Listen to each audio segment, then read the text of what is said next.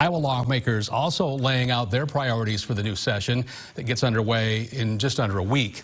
As KCAU-9 Capitol reporter Monica Madden explains, with Republicans in control of all three branches of government, there may be plenty of friction during the 2020 session.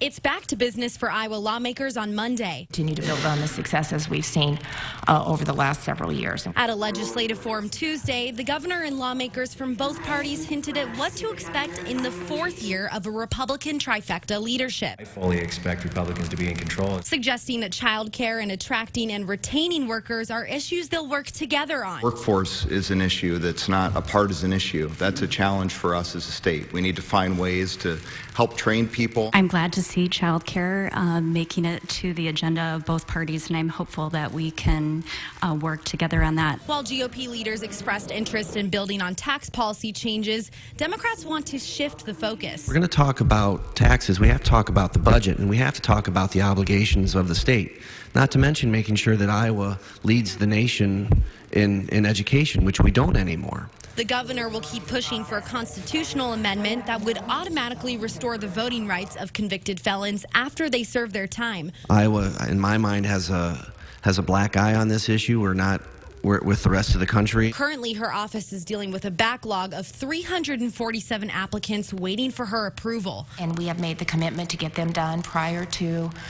the February caucuses. Leaders also say they want to talk about mental health and medical marijuana because that's what the people want. I think that's what you're going to see, not decisions based on who may or may not keep the majority, but showing that we have the ability to get things done and address the concerns that we're hearing.